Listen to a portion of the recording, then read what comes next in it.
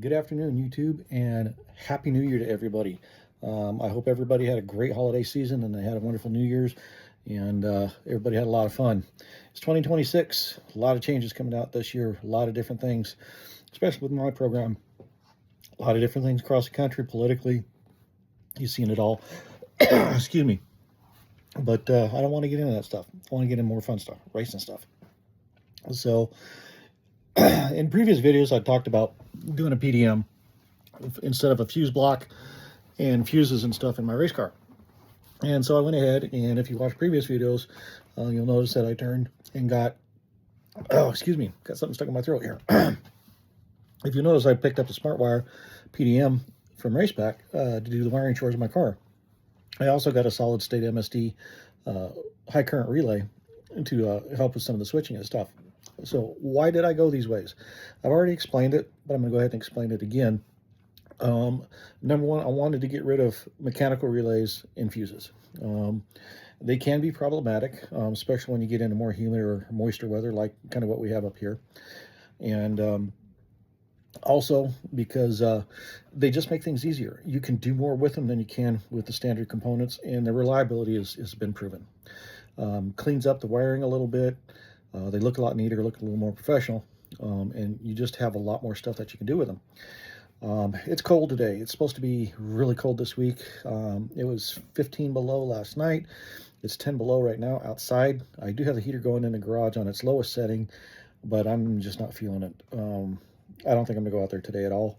I was going to go work on the wiring some more. I got some of the wiring done already, but given the weather, and it's supposed to be just as cold tomorrow, yeah, maybe I'll go outside tomorrow, but today I'm just not feeling it. So instead, I figured I'd go ahead and work on the programming for my PDM and show you guys how to program them and the different things that you can do with it.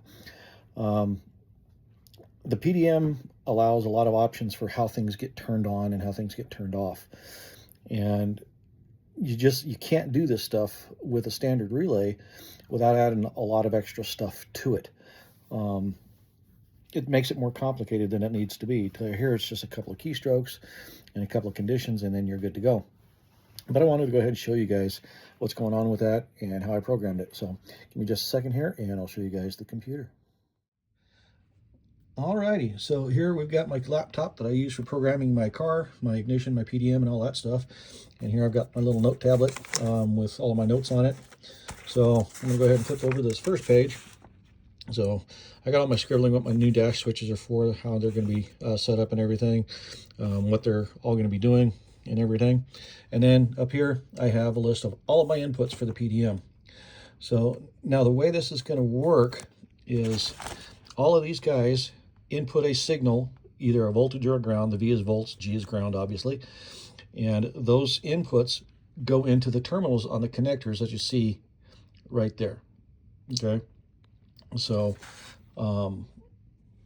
whenever you look at that, what you're seeing is like, for example, prime in. So that's going to be a voltage signal on cavity B10 in a connector, and it's going to go in, and that right there will tell the PC or tell my PDM that I'm pushing on the primer button, and that it will when it sees a signal on B10, then it tells it, the PDM, to do some other stuff. So what I have here is if you go at the top here, I've got ignition signal from ignition switch in.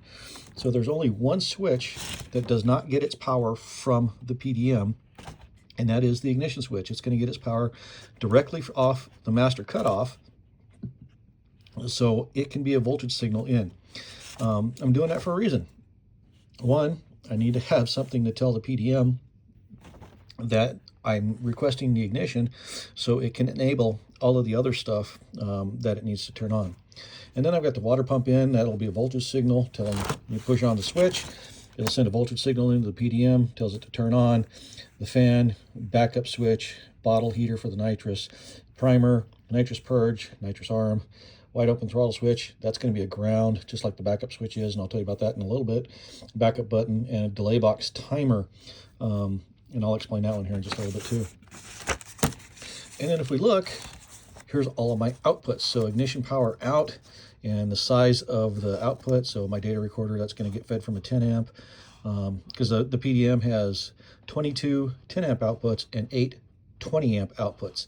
Now the thing about the PDM is if I need more current on a particular circuit, I can bridge 2 outputs together. So I could bridge two 10 amp outputs and make a 20 amp output if I need to. So I have some flexibility with that. But you can see ignition output, that goes out to the grid and the CDI, which is the other part of my ignition. I got a 20 amp output to my fan, a 20 amp output to my water pump, a 10 amp output to my fan. Only 10 amp on that one because it's a fairly small fan. It's not going to draw a lot of current, and I probably won't ever run it anyway. NOS fuel, NOS purge, and NOS activate. Now the purge, that will go directly to the purge solenoids. The NOS fuel and the NOS activate, those are actually going over to my MSD solid state relay and just operating the relay, so they don't need to have a whole lot of current there. Then I've got my backup switch to transbrake output and delay box. That's a 20 amp output. I'll explain that here in a little bit too. Bottle heater is 20 amp, tail lights, and then I have 3 more ignition output, which is ignition output to switches. So the switches have a signal to send back. Ignition power to the NOS switches, because I'm going to have those separately, and ignition power to the steering wheel buttons. So the steering wheel buttons will have their outputs and stuff like that. So because I do need to send power to a couple of those. So anyway, if I go in here to the PDM, when you pull it up, this is what you're going to see right here. So I've labeled this, come over here, I've labeled this new dragster configuration. And then what I've done here, and this was recommended by Devin Vanderhoof. Check out his YouTube channel. He's got a great information on this. But he likes to label the pinout and what it's for. So this right here, A3, that is going to be an output. Okay, that's an output to the water pump, trans brake, reverse, bottle heater, and these are more outputs right here. Data recorder output, ignition power output, ignition power, so on and so forth. And I still got a whole bunch of outputs that I haven't used yet. So I've still got more stuff that I can add if I need to later on. NOS fuel, purge, NOS activate, tail lights, ignition power to steering wheel buttons, steering wheel buttons, steering wheel switches. And I got SMN1 input. So if I right click on this page will come up. And the nice thing about this guy right here is this shows all of my inputs to the smart wire. Okay, and whether they're a voltage trigger or a ground trigger. So if we look here, ignition switch in, that's going to be voltage, obviously. My backup switch, that's going to be a ground. Okay, that's going to send a ground into the PDM, and the PDM is going to lock for that in order to actuate my trans brake to back it up. Okay, look at a couple more things. All voltage triggers. My wide open throttle switch is also going to be a ground trigger. Okay, so that's all of those guys right here. Now, one thing I want to show you guys is on my nitrous activate. So I'm going to go ahead and pull that one up. Nitrous activate. It's a 10 amp circuit. It can peak at 15 amps, but it's a 10 amp circuit. But I'm going to make a change here because this only needs to be about 2 amps. Click OK. Okay, so we're going to go back over here to this. Oops, wrong one. Sorry about that. Okay, so NOS activate. Okay, here we go. So that only needs to be 2 amps. Why does it only need to be 2 amps when my nitrous solenoids are going to pull about 20 amps? Well, the reason being is all this output is doing is turning on a relay. It's turning on that solid state relay that I have in the car, which will then activate my nitrous system from there. So I'm letting the solid state relay carry all the heavy current, and I'm just using the PDM to turn it on and off. Now, what's cool about this is if I click here on condition, okay, so what the on condition is for is this is going to tell the PDM what it needs to see in order to turn that output on.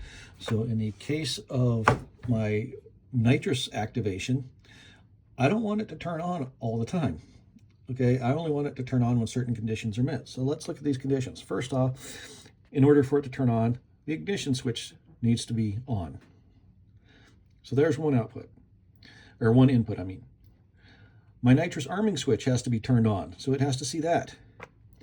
Now there's a on my delay box, it has a timer that's typically used for throttle stops. It can be used for a shifter. I use it for nitrous activation because I can turn it on anytime that I want after the release of the trans brake button. I can turn it off anytime I want going down track.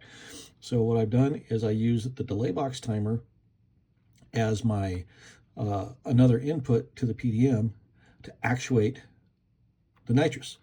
And what this will do is, you know, I set this for however long I want it to turn on after the release of the trans brake and how long I want it to stay on. And then obviously this one right here, you can't see it because it's kind of hidden there. So I'll kind of scroll over just a little bit. Hold on. Nitrous wide open throttle switch. So in order for the nitrous to turn on, the ignition has to be on, the nitrous has to be armed, it has to see the signal from the delay box timer, and it has to be a wide open throttle switch. If any of these conditions stop or quit working, it will turn the nitrous off. So it won't work. This is pretty cool. Now, can you do this with relays and stuff? Yeah, but you know, this is easier because if there's an interruption for any of these, okay, I can also add more conditions if I need to. Okay, I can also, if I had an RPM sensor on this thing that was plugged into my PDM, I could say RPM above a certain point as well. So that's that guy. Okay, there's another output that I want to talk about here, and this one's kind of cool because, let's see, A6 trans brake reverse. Okay, so on the trans brake, this one right here, I need to be able to back up the car. A lot of people will use the trans brake and the delay box to back the car up, but then you have to reset the delay box every time. And I like to be able to just hit the button and back up. Okay, so I've got it wired so I have a separate backup button that bypasses the delay box and actuates the trans brake, so it'll allow me to back up the car because my trans brake has to be activated in order to do so. But the problem is there's no safeties. The way I had it wired in my old car was if you press that backup button, it engaged the trans brake. You could be going down track 8,000 RPM and engage a trans brake, and that would be very ugly. So with the PDM, it allows me to program some on conditions which will prevent that. So here's what I've got. So first off, I have to be pushing the backup button in order for it to work. Kind of makes sense, right? Ignition switch, it also has to see ignition power. That one's kind of obvious too. But the other thing is it has to see a backup switch. Now on the backup switch, what I do is I have a external micro switch that I put on a small bracket that attaches to my shifter. Whenever the shifter is in the reverse position, reverse gear position, it actuates that switch. That is the only position that that switch is activated. So in order for me to be able to back the car up, I have to have the ignition on, I have to be pushing on the backup button, and the transmission has to be in reverse.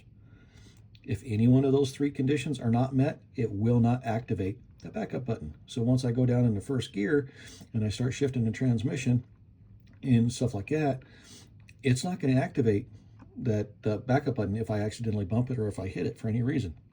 So that's a safety that I've got in there.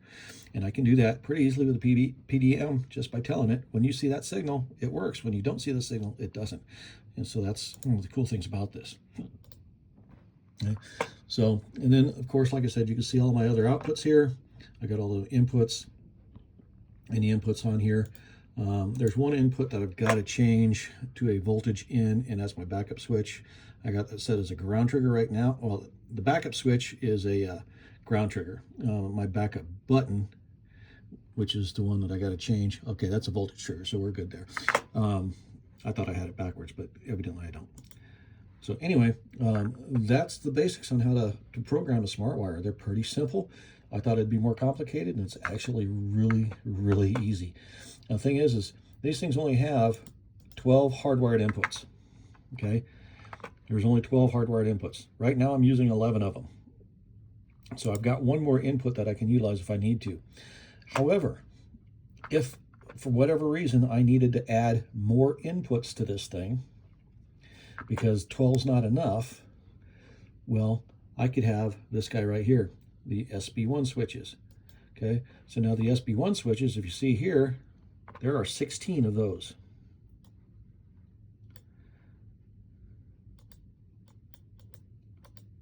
Okay, there's 16 of those. And what it is for this thing right here, MSD, or actually Racepak, makes a plug-in switch module, which becomes part of the network, and it has 16 additional inputs that you can use to control your PDM. So you would have 12 plus the 16, so you'd have 28 inputs. 28 inputs to be able to control the PDM. If that wasn't enough, you could add another one. And the SB stands for serial bus because it is on the serial bus or the CAN network. But you could add another one, and you could add another one. So you could have as many inputs as you want. Another thing about the PDM is if you have a VNet sensor, the Racepak VNet stuff, say for example a coolant temperature sensor, and you wanted the coolant temp to be able to turn the fan or the water pump on and off, you could use the coolant temp sensor to turn the fan on and off. And this PDM will read the sensor. You could set it up so when it reaches a certain temperature, it turns it on, and when it reaches a certain temperature, it turns it back off, and it'll sit there and cycle it for you. You don't have to have an external switch to make it work. I was going to do that with this, with my water pump and my fan. However, I'm not running the VNet stuff right now. I'm using what I've got. I may upgrade to that later and reassign the switch that's on my dashboard for the water pump and the fan, but we'll see. I mean, that's a possibility in the future. So anyway, that's the PDM in a nutshell and how you program it. All right, so that's it for this video. I just thought I'd let everybody check that out and show you what I was working on as far as the PDM. In order to download that information to the PDM, I have to hook up the main power and the main grounds to it, which I haven't done yet. I need to terminate the connectors and go ahead and put everything in the connectors and plug it in. Not a big deal. I just haven't done it yet. I'm going to probably work on that. If I go out and work on the car tomorrow, that's going to be one of the first things I work on, because I need to be able to wire this thing up and then test all the outputs, make sure everything is working, hopefully the way I want it to. So if you have any questions, please like, comment, share, and subscribe. Put your questions in the comments down below, and let's get this out there to the people. Racing season's right around the corner, believe it or not. Even up here in Alaska, it's going to come up here pretty quick. So thanks for watching. Thanks for tuning in, and I'll see you guys on the next one.